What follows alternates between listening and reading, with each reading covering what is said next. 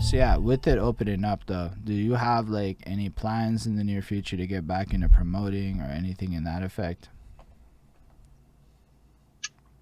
Yeah, I would do a show. I wouldn't do it on a regular basis. I would do a show every like 6 months or like twice a year, or like 3 times a year or something, and like make you like more anticipated than if it was like in every 3 weeks, or if you don't come to this one, you're gonna have to wait total like 8 months before you get to see anything else. So like a lot of people are gonna come and pull up.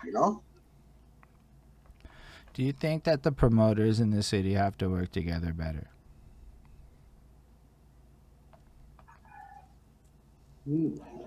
Nah, here, this is the best topic. Like for example, who's one of the biggest rap promoters in Montreal? You should say him in a guess or two. Well, fuck, man, I know his name, Ricky D. Right? Okay, some people be like, "Yo, Ricky D, man, he's asking money, man, up front. I don't pay to play, right?" And I get like why artists like from the artist end, like, oh man, like yeah, like who would want to be asked for money to go perform, like whatever. But like I've been on the promoter end where like you give out tickets and like you're expecting money to come to you so you can pay your DJ, pay your costs, organizing and all this and that, venue costs, promoting on tickets, online promo, flyers, whatever. So like you're relying on money, and when guys are not giving you money that night or not showing up or whatever, like you're out of that money, and when you're just gonna sit there and like be doing this because like Joe Schmo didn't show up to his show.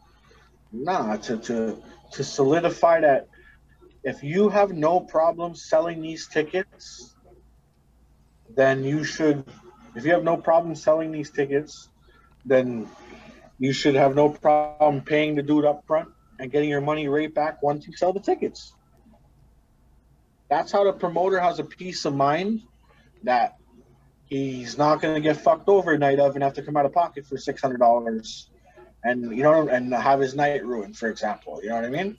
So that's why like dudes start charging like that because like artists in the city are just not fucking serious. Like and the way like so when I was doing small shows, Ricky D does the biggest shows. I was doing shows on small levels with local artists and shit, no headliner or whatever, local artists, and like guys were struggling with fucking 7 tickets, which I get it. It's tough sometimes, but like Friday night downtown Montreal, if you're struggling with 7 tickets, and not even just 7 tickets, it's 7 tickets, and like you pay me only for half the tickets. You keep the other half.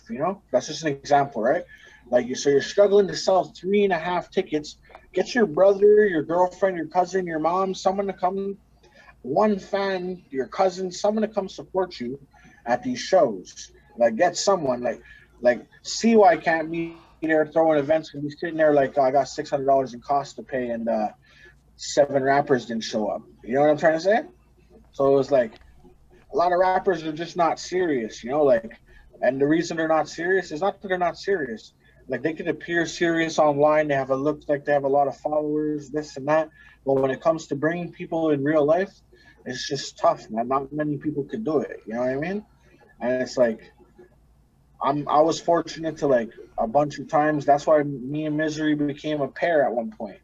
It was because me and him together could handle what promoters were asking. You know what I mean? As like two nice artists from the city, right? So we made it work that way.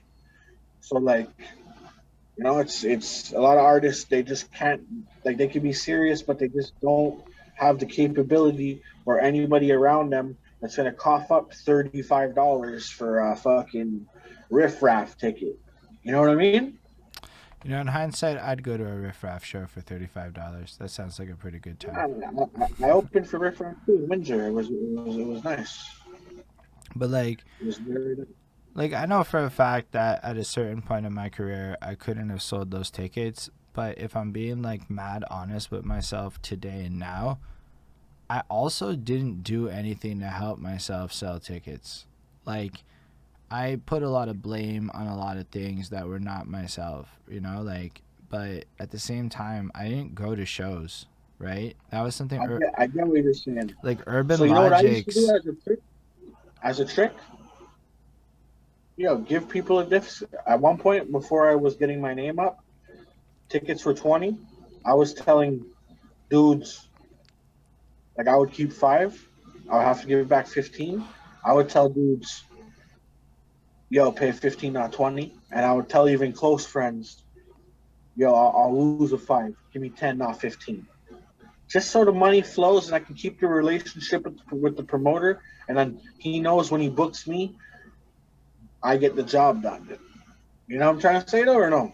I hear you. And Like, I mean, like it's like, tough, man. It's tough. So I see both ends. I see why they're trying to but get like, money up front. It's a business, this and that. Then I see why artists like can't move them as well. Some people, it's tough, man. Some people that in Montreal, there's not a lot of people like that are like, here, man, I'm willing to throw you 25 and come out all night, man. Like, there's but there's just not also that like many not people. a lot of people, in my opinion, up until very recently, because very recently my attitude has shifted heavily because I see a lot of things bubbling that has me super excited. But I would say in the past, a lot of us also didn't do anything to fix the problem, with few exceptions. So, like, people can say what they want about a CY, but you really did throw a lot of shows. And now that I'm in the position I'm in, trying to make things happen, I'm going, oh, say a word. This is actually really hard. And getting people to care is really fucking hard. And to maintain that for years and years and years, that's impressive. I'm not going to lie. I get why people feel how they feel a little bit more as time goes on. I mean, I believe that like we all just have to go small scale with this shit because like mitigate costs, and I'm really okay going bootleg. I'm not fancy at all, but like I also I also just think a lot of us have the same goal now of like trying to attract a general audience to our moves, and we should probably talk to the French players more and not be so separate with them. I don't know about you, but do you like fuck with the French scene a lot? Yeah, my dude, he's one of the biggest French artists, and he's inside right now. But yeah, free DOA, and yeah, I fuck with a lot of French guys. They're really, I can't say like I know what they're saying, but like it's my dude. I would support him if he was speaking Spanish, or whatever. So yeah, I fuck with a couple French guys. It's just like the fans here, like there's so many like small towns throughout Quebec, for example, right? And like they're all fucking with all these French songs, man. Like huge, like all these artists are like big, like so huge in Quebec on comparison to like I don't know if this is a good comparison. I didn't listen to Mad Child for a long time, but he's Canadian. Like Mad Child, like he's a bigger he's one of the bigger Canadian artists. Like, would you say Mad Child is more popular than what's the guy? Enema? Yeah, but because of like Mad Child is somebody people in the states have like absolutely heard of. Right. They're more familiar like on a global scale. But like the numbers are like not even close, right?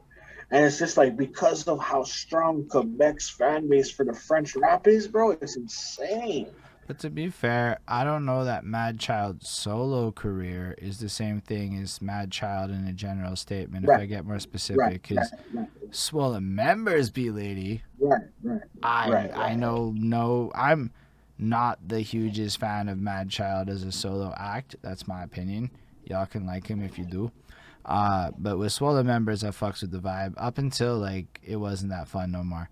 But I would argue It that was you nice, may be able to nice to have claim with that in a current era that it's possible Enema is more popular just because Quebec's ecosystem slash France slash whatever other French countries plus whatever English does care over. Maybe it is that Enema is more popular. I couldn't answer that right now. The more I think about it.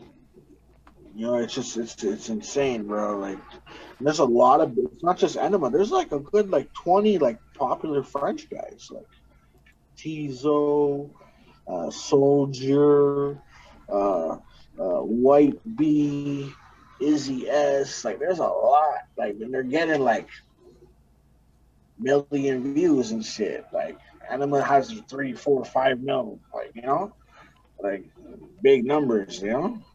It's huge, it's insane. And then it's like the reason I'm saying this is like it's so small in Montreal. It's so small on the English side. Like it's just such a gap, bro. Like it's a mind blowing gap, literally. I just think focusing on the numbers has been an issue because, like, end of the day, if we thought about it less, if we shifted from views and spins to, yo, like, take it, 350,000 people between LaSalle and NDG. How do we get 2,000 people to give a shit enough to come on a regular basis to give us money? That feels like a more attainable goal that gives a lot more people bread. You know what I mean? Like, if we shift the thinking, it becomes like easier to hit these targets where we can like actually work together to create that vibe.